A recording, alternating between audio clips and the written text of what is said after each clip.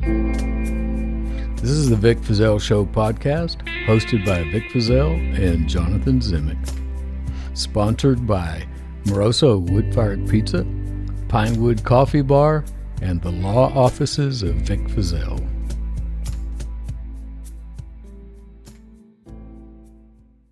So to kind of take it back just a little bit. So FBI agents, they go on their merry little way. You say no. And at this point, you know, is this the first time Maddox is meeting Lucas as well? Yes. Okay, so We met Lucas right after that meeting. And what were your first impressions of the guy? He was a lot smaller than I was expecting. He was kind of wiry and not as tall as I thought, you know, skinny. So first impression was he a murderer? Was he a serial killer? First impression of him. First impression? No. Maddox took me out in the hall. He said, I think a good-sized woman could whip his ass. Is that right? Great. Plus, he only had the one eye. The other one was glass. One eye, yeah. Stay on his blind side. 3 teeth on the top. Yeah, just keep circling to the left. Stay on his blind side. Jeez. But yeah, I mean, it's true, you know.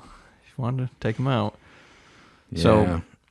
So you sit down and you start talking to him. I mean, did you go right to the point with him? Hey, Henry, you know, we know what's going on here. Or how did you approach him with the knowledge that you had? We sat him down behind a desk. We opened up Hugh Ainsworth article. I don't remember if it was a printed version or if it was one that was just kind of laid out with the facts on sheets. I can't remember. But we laid all that information out and said, just take a minute and look at this. We explained to him we're not here to hurt you. We're not mad at you.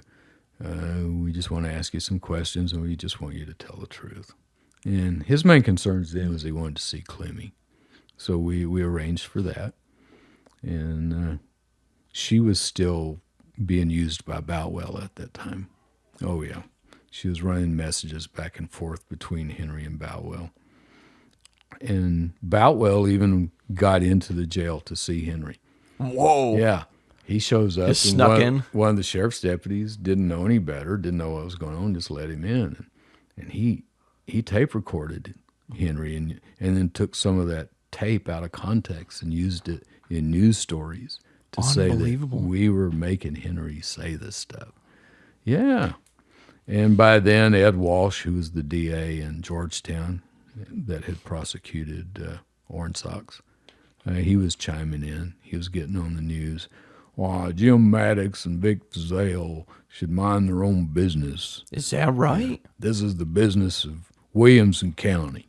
They got no business looking into our murders. Yeah. Yeah. Turf war. Yeah. So you throw the article in front of Lucas. You and Maddox are sitting there, and what is his response? He sat there and looked at it for a long time. Ran his finger up and down it, looked at dates. Then he looked up at me and Maddox, and he smiled with his old snaggletooth grin. He said, well, I was wondering when somebody was going to wise up to this. Wow. And at that point, what was your feeling? Just, all right. Relief. Yeah, relief.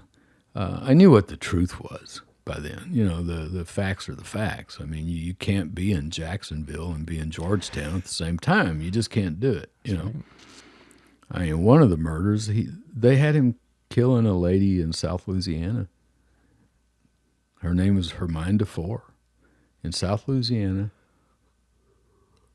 while he was in jail in Montague County. Oh, is that now, right? How the hell did that So happen? even while they had him in jail,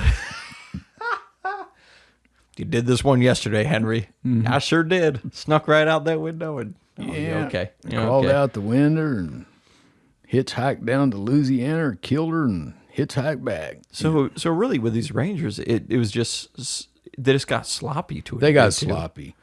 You know, by then they were everybody's hero. They were getting plaques and belt buckles and chrome-plated shotguns and awards and dinners, and you know, everybody loved them. And they just kept this confession machine going and packing them in so tight that if we found anything that placed Henry in another location, it would knock out a murder Yeah. because there just weren't enough days for that many murders. Wow. You know, and then when he starts trying to confess to murders in Japan, Yeah. you know, Going international. We'll play that. We've got it on video. And he confessed. He said he drove the poison to Jim Jones in Guyana. He told me, he says, you know what I was trying to do? I wanted to have as many killings as what was that guy's name? Hitler. That's it. I wanted to have as many as Hitler. And if they'd let me keep going, I'd have had as many as Hitler. That's insane. I go, 6 million? Okay. That's a lot of murders, Henry. That's insane. Yeah. It's just insane. So, well, and you know, my MO is I didn't have a MO. Right. My MO is that I never left evidence. I think the sheriff can tell you the same thing. I don't leave evidence. So. Well, it's just the survival instinct Yeah, is in you. You know you're going to get caught if you leave evidence. Yeah. So you just learned way back there. Yeah, I've learned not to leave it, you know. Well, okay, that takes care of that. But what And caused... never got seen. Stunning. Simply stunning.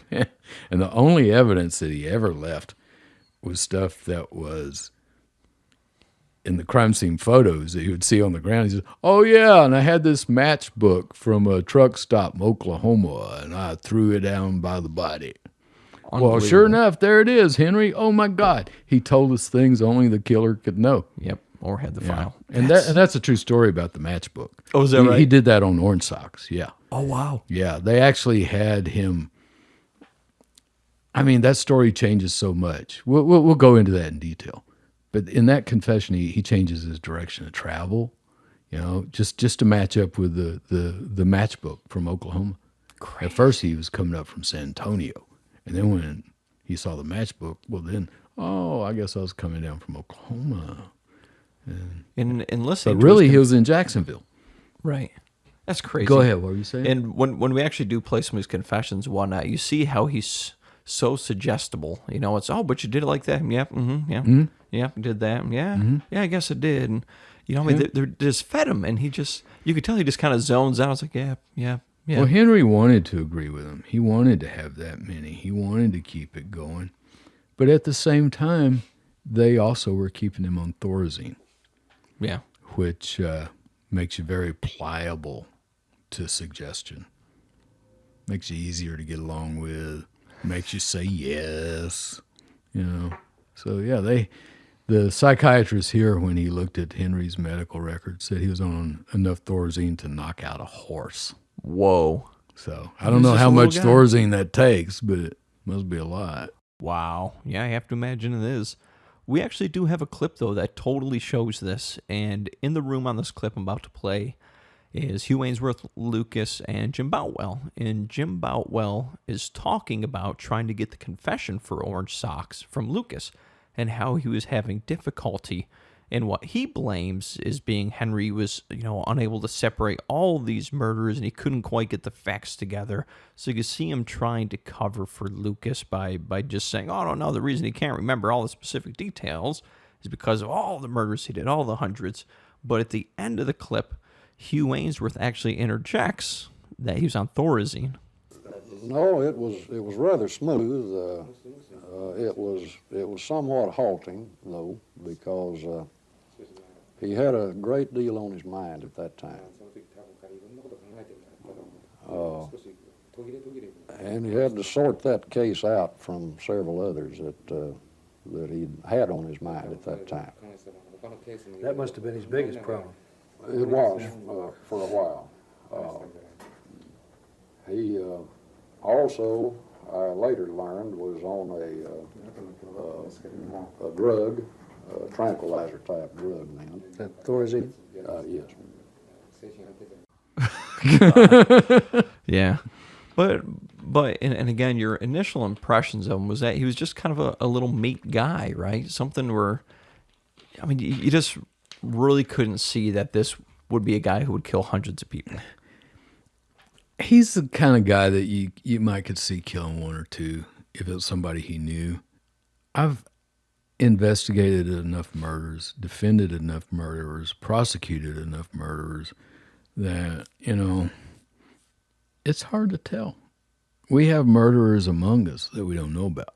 Matter of fact, there are a lot of them out there right now that Henry took credit for their killings. and nobody else knows they're a murderer, Yeah. So I'm not going to say Henry couldn't have killed anybody. We know he killed his mom Right. in a drunken fight they were having with each other. It was more of a manslaughter situation. So we know he did that. Yeah. But yeah, he was kind of a pathetic guy. He was smart enough to get by, not smart enough to keep a job, not smart enough to have a car, not smart enough to have ever voted. But he could remember facts, because sometimes there'd be a cop who'd say, well, I was driving him over here and he sees this chicken coop off on the side of the road. So, I committed a murder over there too. And I went back to the office and I pulled up, and sure enough, there was a murder that had been committed there. Well, that's because while Henry was taking that ride with another bunch of cops, another time, they asked him, did you have anything to do with the murder that happened over there? So he'd actually remember stuff like he that. could remember stuff like that. So then he'd parlay that into the next conversation with the next group of cops that he had. It's crazy. Yeah. Yeah, so he roadshow. was not stupid. He wasn't a rocket scientist by any means, but he wasn't stupid. So I used to say he was smart enough to outsmart the Rangers, but now I think the Rangers knew what they were doing. If they Said and didn't know what they were doing, then they were outsmarted by somebody with a low IQ. that's fair. Yay. That's fair. So here you are. He finally admitted, hey, you guys caught me. So what was your game plan with Maddox at that point? What was the conversation between you two? Let the grand jury commence here Yes. in McLennan County. Yes. And what was the end game? The end game was going to be to pull together all the information we could. And Maddox and I both felt like Boutwell and Prince should be indicted for perjury and obstruction of justice and several other offenses, tampering with government records, all kinds of stuff we could have gotten them for. Right. We wanted to make sure we had a slam dunk case. You don't go indicting a Texas Ranger unless you got a slam dunk case. Yeah. Because they still had the momentum. I had people who were friends of mine that were in law enforcement who told me they couldn't be my friend anymore Is that right? because I had violated the law enforcement brotherhood. Yeah. I shouldn't have. I had the DA in Bell County, Cappy Eads. He called me, said, Vic, I need to talk to you.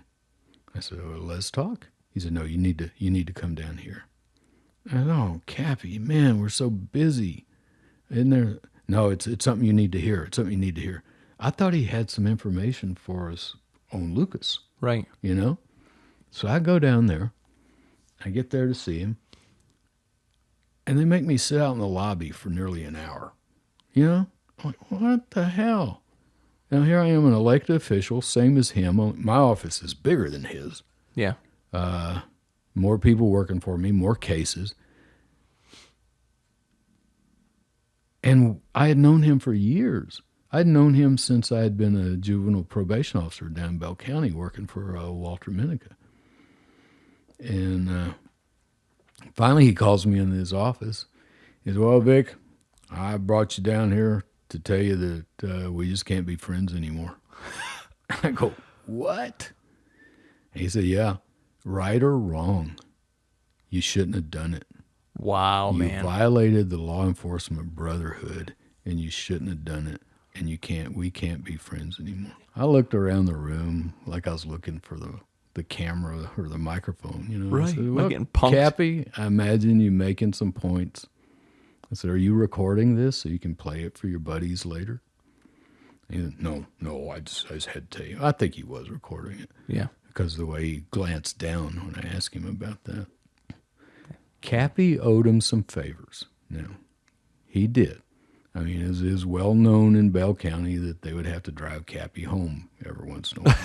and he had to go Oh, pick up Cappy. his car the next day. Yeah. Yeah. Cappy had that reputation. And he did owe the boys in blue some favors. So anyway, that was a long ride home from Bell County. I mean, I was losing friends left and right. I was kind of feeling abandoned. I was glad I had Maddox Yeah. in my office. My office was very supportive. I had a core of really good people like Truman, like Ned Butler, like Sandy Simpkins. Her name is Sandy Gately now. Deanna Fitzgerald. Several of them. Dave Deaconson, that stuck with me and supported me and helped me with this work. And man, do I appreciate all those people, because it got rough. It got rough. We'll talk about just how rough it gets Yeah.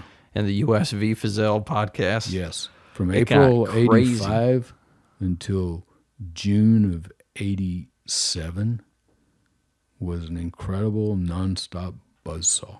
Yeah. You're in the frying pan, man. Yeah, definitely. God. So grand jury. Talk to me about that. Yeah. The grand jury was seated. Maddox and I did some introductory remarks, and then we called Henry. And I don't remember how long Henry spoke. It was more than a day. Between me and Maddox asking the questions, and then we had a couple of Maddox's assistants who had gotten involved. He had assigned two of his assistant attorney generals to my office, Reed Lockhoof and Mike Hodge. Good lawyers, man. So I had two lawyers and an investigator. We would kind of take turns covering different areas. Well, and my question is, in this grand jury, are you only allowed to talk about stuff that relates to the murders that he confessed to him in Clinton County, or is it you can talk to him about anything? There was some controversy about that. I decided to cast a big net, Yeah. and Maddox agreed, because we could talk about the ones just in our county, but if we talked about the others, that would also shed light on the three in our county. And if there had been malfeasance by the Texas Rangers, and it was really looking like there was, and even that early on, then something needed to be done about it. And Maddox was in a position to do something about that, being the Attorney General. Now, he would need funding from the state, and we needed Mark White's help. Well, Mark White didn't help. Matter of fact, Maddox mentioned to the grand jury that he was going to ask Mark White, who was our governor at the time, for funding to expand the investigation. Before Maddox could get back to Austin and talk with Mark White held a press conference and said, there will be no state money allocated to this investigation. This should be handled by local jurisdictions. He was parroting the exact words of Jim Adams. You guys were being looked upon. Yes, we were. Wow. Yeah, and by then, we had been cut off from TCIC, NCIC. I had been approached in Cleveland by the U.S. attorney saying, don't look into Lucas. Had the Rangers said anything to you at this point, or were they just staying away? They were staying away. Boutwell was the face. Yeah. He was the face in the news, and Boutwell and Jim Adams, they both were calling press conferences. They had their PR machine in full gear. Just trying to character assassinate you and Maddox, or what was their edge at that point? What was their take? Multi-point was to character assassinate me and Maddox, and to try to support what they were doing. They were looking for any little bit of corroboration. Wow. To say that Henry really did these. And the constant attacks about how Maddox and I were against law enforcement. Now, what does that mean? Yeah. But they said that over and over. They're against law enforcement. They're against law enforcement. Well, we were law enforcement. Yeah. We were just wanting it to be right. And then Jim Adams, his attacks got worse after my visit with him.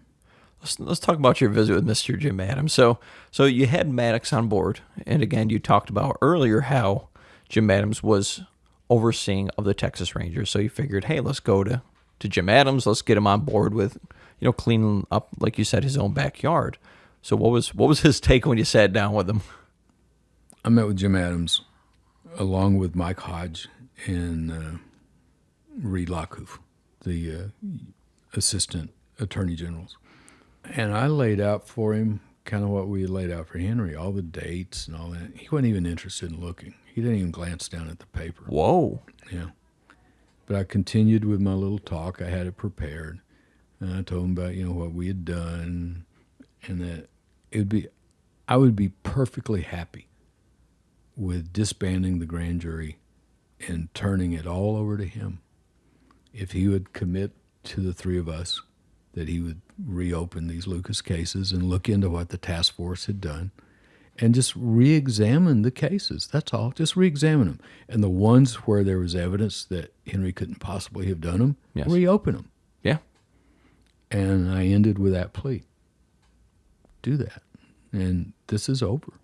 He shook his head at me. No. No. And by then he was getting angry.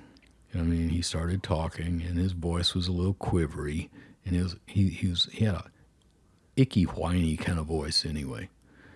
And he pointed his nubby little finger at me. He says, "We're not opening one single Henry Lucas case, but I am investigating you." And I believe that moment is when the investigation of me started, Yes. because there's nothing in the DPS records saying that they were investigating me before that. Now, they tried to back their investigation up. They tried to say, we started investigating Fazell before he started investigating us. He only started investigating us to take the heat off of himself, because we had been investigating him since sometime in 1984. Oh, wow. Oh, bullshit. Yeah. Bullshit. I call bullshit, because they document everything. And we were able eventually to subpoena their files. And there's nothing in their file, nothing prior to April 1985 that even mentions my name. Before the state police can investigate a public official, they have to have written approval from the director. That's Jim Adams. It's got to go in the file. You have my approval. Well, that wasn't there. That never showed up, ever. There wasn't any phone messages. There weren't any travel vouchers.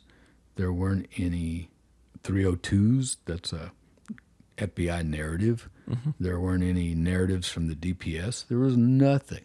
Zero, zip, nothing. And I can trace this investigation back to right then when in anger he says, "We're going to get you." So at this point, the grand jury's going on. What did Lucas have to say when you had him go up there testifying? I mean, what were some of the questions you asked him? What were his responses? How was he at this point? He knew the gig was up and really forthcoming with information to you, or was he still kind of hesitant? What was he like? He was very forthcoming. I was impressed with how good his memory was.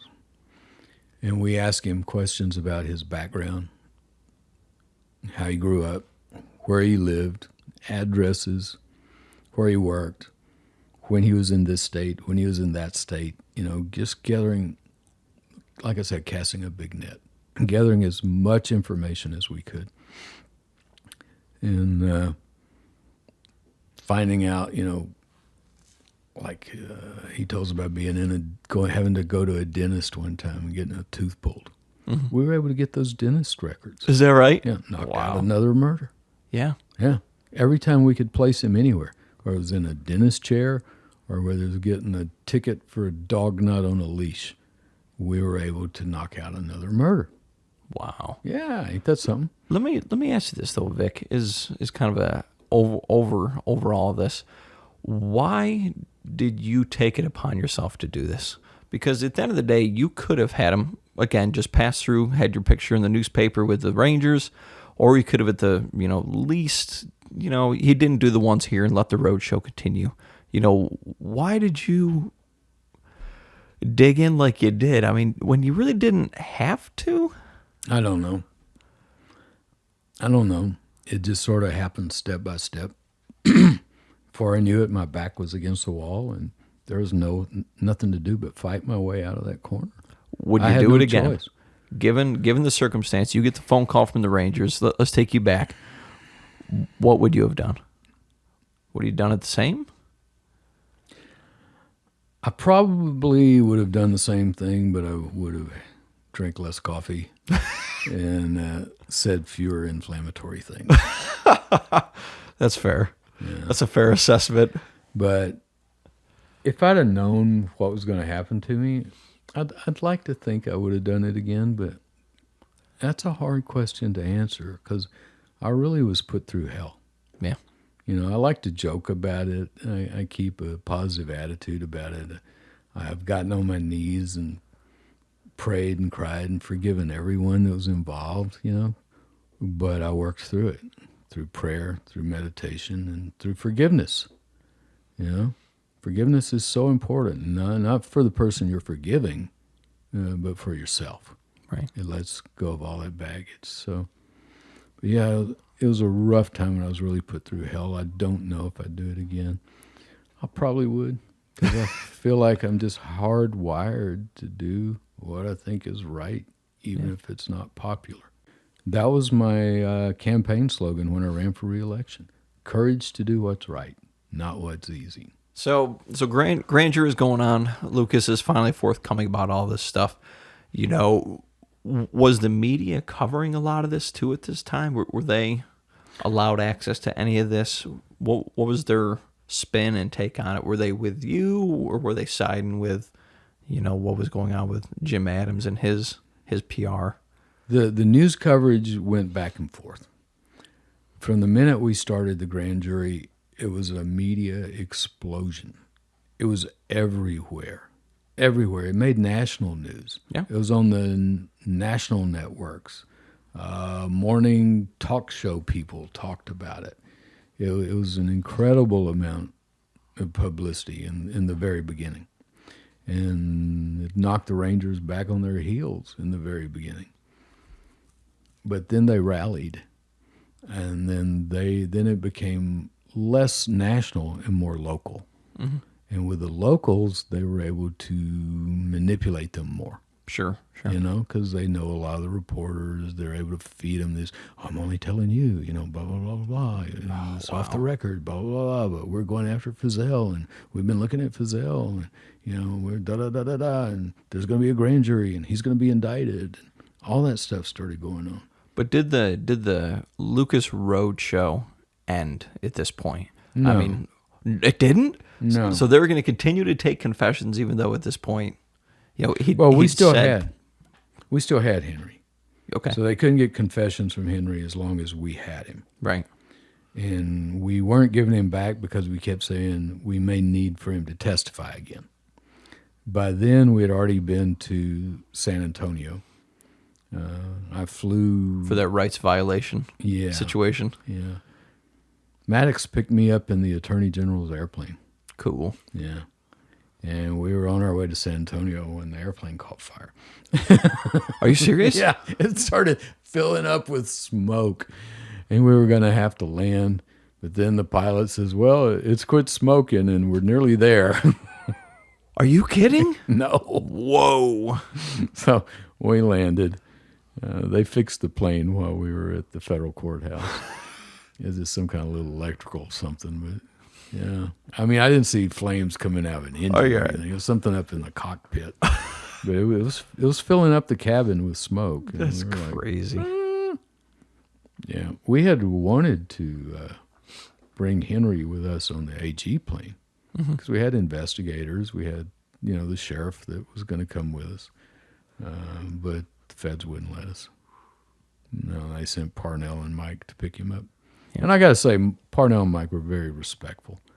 They were. They were just doing their jobs.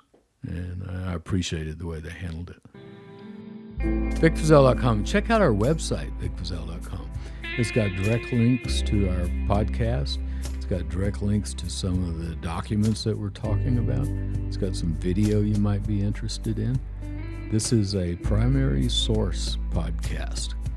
What sets us apart is that we don't just read about it and talk about it.